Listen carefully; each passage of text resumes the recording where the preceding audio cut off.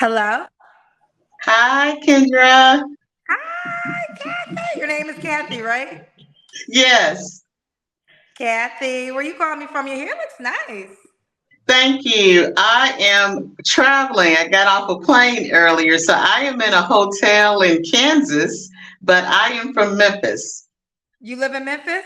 Yes, Okay, make sure my pen works. She lives in Memphis. How old are you, boo? I am 57. Oh, you look really good. 57. Thank you. Okay. What do you do for a living? I work in public service for a nonprofit, and I'm a team leader. And the short description is I do communications and external relations and strategy for that nonprofit. Okay, so you want me to say you work in public service? Yes, that's good. Okay. Kathy, 57. What's your zodiac sign, honey? I am a Gemini. Gemini. So this is Kathy. You have any children? I have no children. No kids. Have you ever been married? I've never been married. Okay. Kathy, Memphis, 57, no kids, never married, Gemini, works in public service. What kind of man you looking for, baby? I'm looking for a man who is settled, who is marriage minded, who is stable, who doesn't come with a lot of baggage, who's not him hawing, as we say in the South, who's not straddling the fence, who doesn't know who he is, who is not grappling and wrestling with some past or whatever, who was a grown man who has been there, done that, or whatever, who knows who he is, what he wants, and who is ready for a real and committed relationship, has a relationship with the Lord, who is financially stable and has acquired some things and done some things and experienced life at this age. Ooh, you got this together. Question: have you always wanted to be married? I have always wanted to be married. I was engaged in college as an undergrad, and I've had several proposals over my adulthood, but it wasn't the right one. And I broke off my engagement in college because even though that was basically a good person, we were very young and he did a lot of immature things. And we broke it off and waited actually some years. He really wanted to be married, but 10 years later, he was still not ready. And I am a church girl in that I always had in my mind from my upbringing and my fathers and grandfathers and godfathers examples of what a husband should be. And he wasn't doing that. And so I said, no, I want to do this one time, hopefully. And the words I used back then is this ain't no 60-year deal. And I don't want to just do this just to say I'm married. So we're not going to do this. And so I was real grown even back in college. So I didn't do it. And the other people that wanted to marry me, they didn't come with the qualities I felt a husband should have. And I wasn't ready to settle. So I kept getting degrees and followed my career like my parents told me to until I was sure. I wasn't trying to hang out this long waiting on it though, but I did my thing until then. So I'm ready. I've been waiting. I'm ready. So now, okay, okay, so it seems like you always been ready, but the men that were proposing weren't the men you wanted to marry. Right. And I can give some examples without trying to disparage anyone's character. One person that wanted to marry me, we dated seriously for 2.5 years. That person was an alcoholic. That person came from childhood abuse from one of their parents. They were still dealing with that abuse. And I talked to his sibling about it, and she was very honest and real about what they both had gone through. But she said, I coped with it a little better.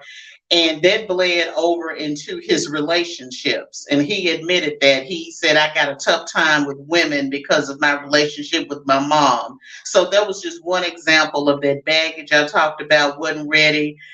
I was, every little thing that happened, you just like my mama, and you cheating, And, I was cheating with the ADT man because I wasn't looking at him right when he came to install the alarm system, that sort of thing. And so, no, I wasn't going to do that. Okay. So what are your deal breakers? My deal breakers are drugs, of course, liars, infidelity. My deal breakers are excessive cussing. I mean, everybody's gonna say some cuss words and get mad and say this, but if you just cussing like a sailor every other hour, every other word, that is a turn off. Cigarette smokers. I can do maybe an occasional cigar because it's kind of the trend. Because my great grandfather smoked a cigar, so I grew up around that. But chain smokers, cigarette smoke. Not only does it make you sick, it ain't sexy. So, and you smelling up my clothes in my house. So that is a deal breaker. And somebody who has an excuse for everything. I can't do this because that and can't. And, you got a side story every other weekend. Not going to be able to do it. Okay. Do you mind if he has children already? You can have children at my age. I would prefer that they are adult or late teens going into college. Again, I'm 57, so if you got some little bitty children and the age range I prefer today, that's probably not going to work, but you can have children. Like a lot of women on the show, if you got multiple babies, mamas, and you are a serial divorcee, you got 5 and 6 ex-wives or 5 and 6 babies, mamas, that's not the person for me. Somebody may be for you, but that's not for me because I have not had multiple men that I've had children by or been a divorcee. So I'm not necessarily looking for that. That's just not my relationship. Wait, so what was it? He can't have, he can't Yeah, if you are a serial divorcee, you've been married and divorced 5 or 6 times, and you got children by 5 and 6 different ex-wives. No, not looking for that. Or just women you've been with, children all over the place. I'm not looking for that because to me, if you got children by different women you weren't married to, that says something about your willingness to commit or lack thereof, or I'm not looking for all the babies, mamas, and the drama, but if you are a divorcee and you've got some adult children at this age, we're over 50, 60s, that's fine. Okay. So you get been divorced one time? No, I haven't. I was saying the man. I know you got the man hasn't been, he could be divorced one time. Okay. Yeah. You're 57. What's the age range you want to date? Preferably 55 to a young and energetic 64. Okay. Does he have to look a certain way? I prefer tall men, and that's just what I have normally dated, 6'2" to 6'5", but that's just how it's happened. However, I have depended on chemistry. It really boils down to chemistry because there have been some short men. My daddy was short, and I'm a daddy's girl. My daddy, who I took care of 7.5 years before he passed in 2020, was only 5'8". And I've had chemistry with some short men. So ultimately, it's about chemistry, compatibility, and attraction. But I do love tall men because my grandfather was 6'6", and I spent a lot of time with him. So I'm just drawn to 6'2" and above. But if you are shorter and we have chemistry, I'm open to that. Okay. What about money? Does he have to make a certain amount of money? I would prefer you net 75,000 net because I didn't say gross, but net. But it really boils down to that means you gross more than if you net 75. That means you make over 100. Well, in Tennessee, where I'm from, we don't have state income tax, so you probably can make high 80s or 90 and net 75 because we don't get taxed doubly. We only have federal tax on our income. We don't have federal and state. So probably you could, like I said, 80s, 90s and net 75. And it's really about debt to income ratio, Kendra, because I know men who have made six figures, but their debt was so high, it was like they were making $15 an hour. So it really boils down to debt to income ratio. You don't have to make a lot of money if your debts are low. So I'll say two things: net 75,000, or if you make less, you have very few debts. Because I don't have a lot of debt, and so I try to ask for what I can deliver. I don't have a lot of debt. I got a question. Have you ever Yeah, dated a man that had all your requirements? I have. So why didn't you settle down with these men? I can tell that story. I met who I thought was the one, Kendra, almost 20 years ago, had all of my requirements to the letter. And I found out that person was only legally separated, finalizing a divorce, and the divorce was never finalized. And I gave it a year, hoping that they finalized the divorce. And after a year, when they did not finalize it, I said, I'm not going to do this. And I exited the situation. And they continued to live legally separated, and they never divorced on paper. And that individual wanted us to be a couple and just live and do all these great things. But I said, no, I'm gonna do it with your last name and a ring. And I would have had a great lifestyle. And a lot of women probably would have took the house and the ring and settled for that. But I said, I'm gonna do it. It's gonna be on paper. It's gonna be the church. It's gonna be the ring. And so that person had it all: the six figures, the height, the position, the education, the temperament, the demeanor, the personality. He has it all. And we have remained friends. But he was But never really regrettably, available because he was married to somebody else. right, never read yet, right. No, he He wasn't. I was, mean, you shouldn't tell the story. I mean, I guess he had all the attributes you desire, but that wasn't a relationship because he was somebody else's husband. right, yeah, that's what I'm saying. When I met that individual, they were finalizing a divorce, and I thought that their divorce was over. And they finally told me it never went through because they at some point stopped it, or the wife, and I do know her name, but I'm not going to call all that out, that she decided that no, for whatever reason, I'm not going to sign and we're not going to go through. And at that point, I said, no, I thought that this was over. I thought you all had signed all of this, because I watched the docket, because I'm one of those investigative folks. I need to know what I'm getting into. I pulled the docket to see where they were, and they were at the point of dividing assets to finalize. And that part was true. And this individual does have a lot of assets. And she said, no, I ain't going. So at that point, I said, well, there's nothing I can do with you. I thought that you all had handled this. That was And 20 he years ago, said, right?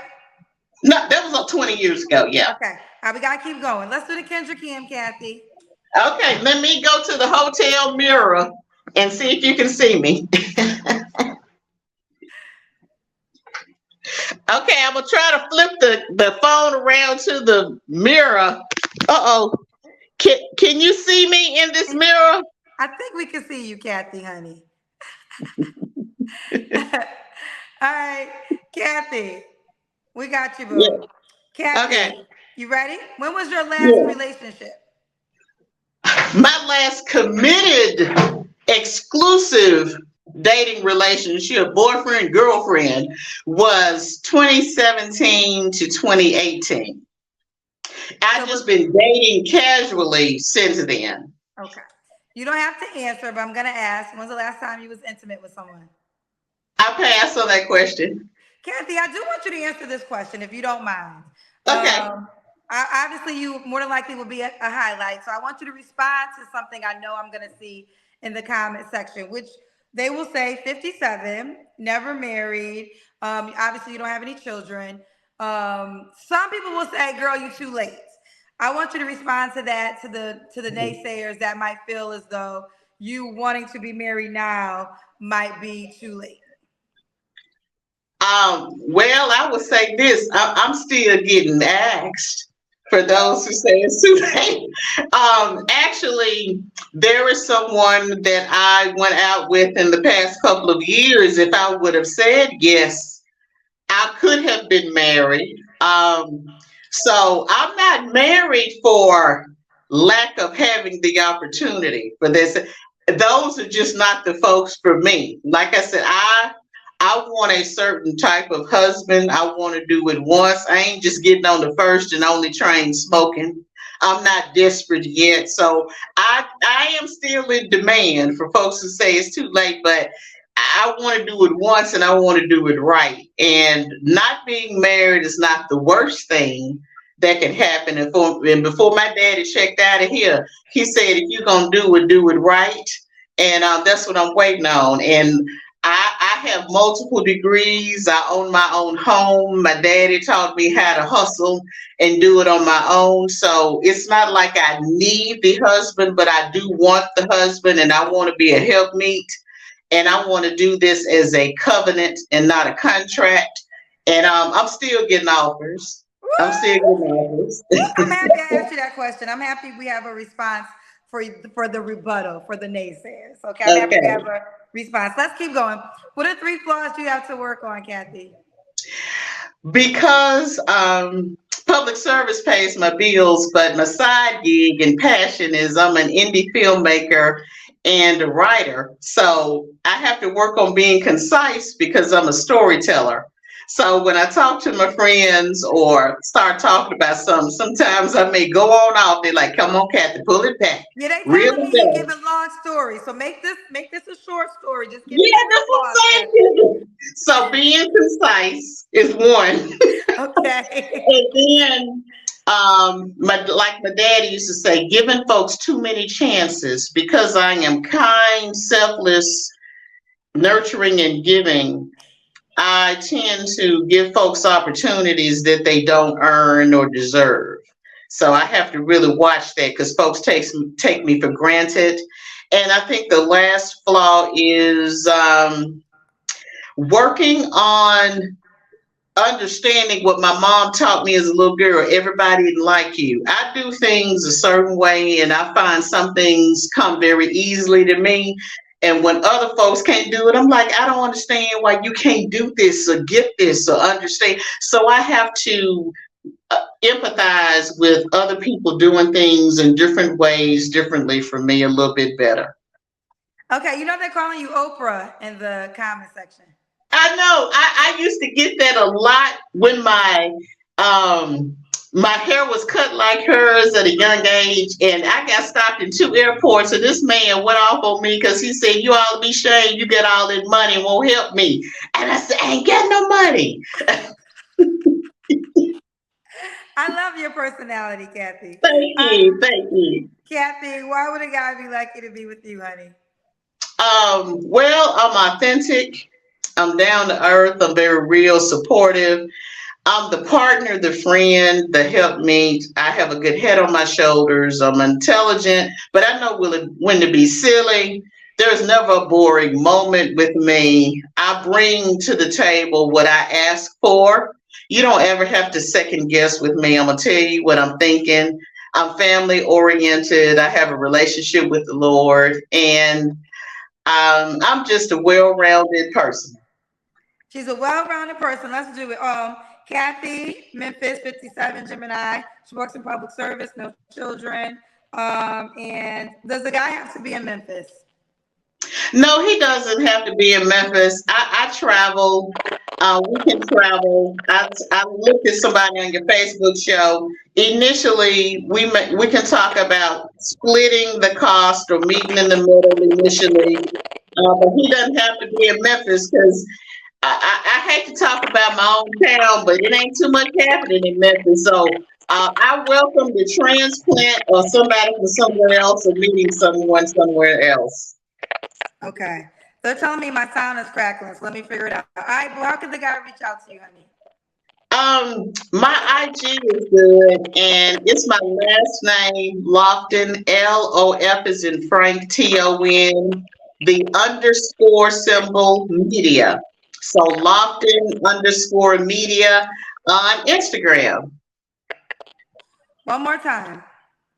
Lofton_media. That's LOF as in Frank, TON_media, MEDIA on Instagram. Lofton_media. And if you type in Kathy Lofton, it may pull it up too. Okay. All right, boo. Well, thank you for coming on the show, baby. Okay, thank you. Good night. Bye, baby.